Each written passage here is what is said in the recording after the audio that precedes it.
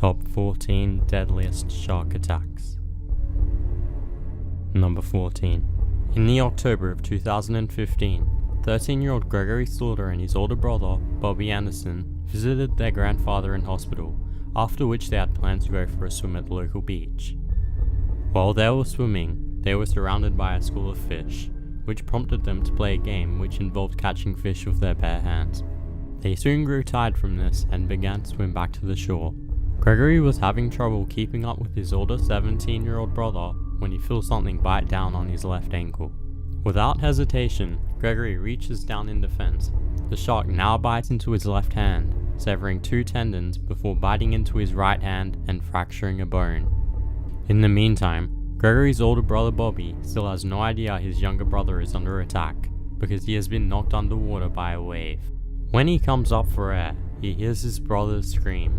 Bobby immediately swims deeper into the ocean in defense of his younger brother and punches the shark with all of his strength, causing the shark to retreat. Gregory remained in hospital for 4 weeks and was confined to a wheelchair for months after the attack. Number 13. Off the coast of Mossel Bay in South Africa, a tour operator and cameraman, Rainer Schinth, was on a boat with a group of tourists heading to a small island inhabited by seals. They drove around the island and stopped to take pictures before a 4.5 meter long great white shark appeared. The group began filming, but they didn't expect to capture the shark attacking the very inflatable boat that was keeping them out of the water. The shark bites into the pontoon, deflating it immediately and then releasing its jaw. It was believed the shark mistook the boat for a dead whale, as it was earlier parked next to a fish factory. Number 12. In 1984, Omer Conger and friend Chris Ream were diving for abalone 500 feet from shore in Santa Cruz, California. Suddenly, Omer was grabbed from behind by a 16-foot long great white shark. The shark pulled Conger underwater and began shaking him violently. The shark then released him and came back to the surface in pursuit of Ream before swimming away. Ream managed to drag Conger back to shore on a flotation mat, but minutes later, Conger died from blood loss. Number 11. At the age of 8, Hawaii-born surfer Bethany Hamilton began to compete in surfing competitively. On October 31, 2003, the then 13-year-old Bethany, while paddling her surfboard, had her arm bitten off at the shoulder by a tiger shark. Her friend's father managed to save her from blood loss by fashioning a tourniquet out of a surfboard leash. By the time she made it to hospital, she lost over 60% of her blood and went into hypovolemic shock. Despite the brutal trauma caused by the incident, Bethany was back out surfing 1 month after the attack. Number 10. On December 8, 1963, at a South Australian beach, the annual spearfishing competition was about to begin. 23-year-old former champion Rodney Fox dives into the water. He soon spots a large reef fish.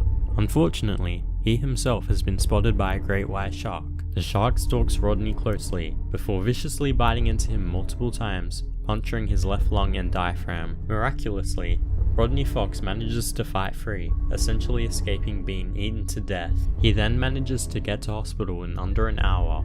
A surgeon states, if he arrived only 5 minutes later, he would have bled to death. With many of his major organs exposed, surgeons put Rodney back together. 450 stitches were required, and he remained bedridden for 2 months. Number 9.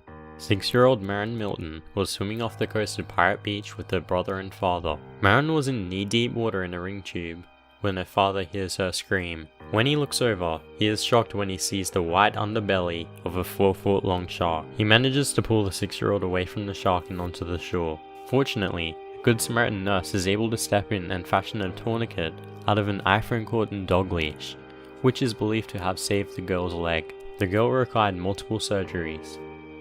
Number 8. Dr. Eric Ritter, a shark behaviorist, is setting up equipment on an island in the Bahamas for a Discovery Channel television crew. During the documentary, Ritter and the Discovery Channel host are surrounded by all kinds of sharks while standing knee-deep in the water.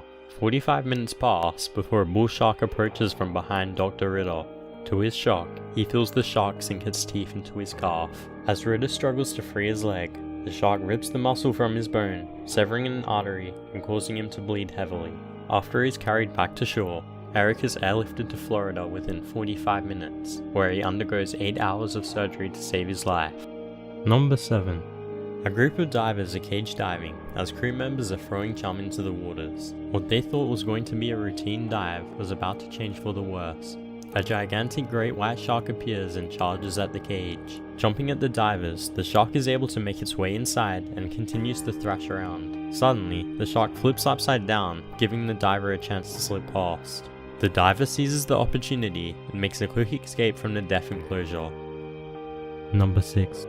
A newly wedded couple, 30-year-old Ian Redmond and his 27-year-old wife Gemma, were honeymooning in the Seychelles after marrying only 10 days earlier. Gemma was sunbathing while Ian was snorkeling 20 meters out from shore. A shark then approaches Ian, biting off one of his legs, then turning to bite off one of his arms. After being mauled by the 6-foot-long bull shark, Ian is pulled back to shore to safety before bleeding to death only moments later. Number 5. The Barry Wilson shark attack is a historic one because it was the first recorded shark attack in Californian history. On December 7th, 1952, 17-year-old Barry was swimming at Lovers Point, California with a friend. They were swimming about 40 feet from shore in 30-foot deep waters. A witness then sees Wilson's body suddenly jerk from side to side, drawing attention from fellow swimmers. Witnesses then say they saw the shark attack Wilson from the front, lifting him almost completely out of the water before dragging him under. He appears at the surface only moments later, still screaming and waving his arms. 4 members of the skin diving group, Ontario Peninsula Sea Otters, swim to his aid. They swim tirelessly for 30 minutes to get him through the rough, turbulent water back to the beach, with the shark trailing behind them the whole time. Unfortunately, Wilson's wounds to his back, right thigh, left leg, and buttocks were so severe he dies by the time they reach the shore. Number 4. Despite the warnings that there were currently great white sharks nearby, 42-year-old Michael Cohen continues on his routine swim at False Bay, South Africa. From the cliff tops, the spotter Ashley Sullivan sees someone getting into the water and radios down to ground crews letting them know someone is swimming in the bay. She watches as Cohen heads straight for the great white shark. It circles around before closing in and attacking him. About 4 people then charge into the water in an attempt to save him.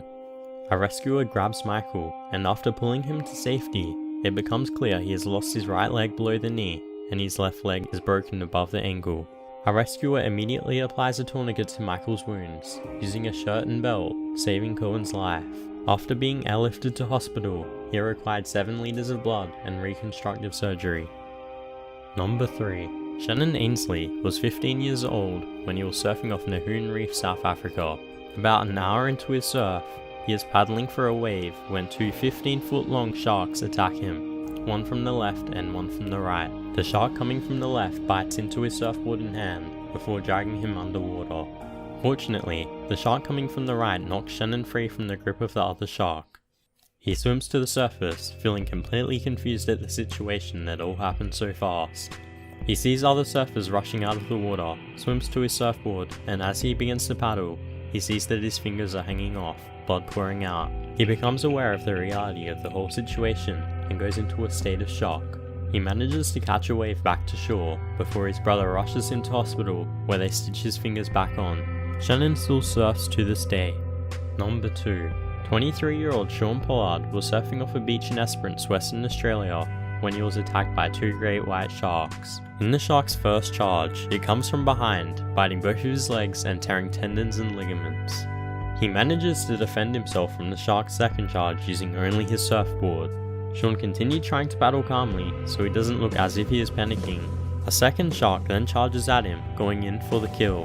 While biting off his left arm and right hand, the shark drags Sean underwater, shaking him violently as he tries to hold his breath. Next thing he knows, he's back at the surface surrounded by his own blood. The former electrician then courageously kicks back to the shore on his surfboard, his girlfriend looking on in horror. 4 strangers on the beach who all knew first aid were able to save his life. Despite losing both of his arms, Sean is still able to surf today with the use of paddles that were made by his friends. Number 1.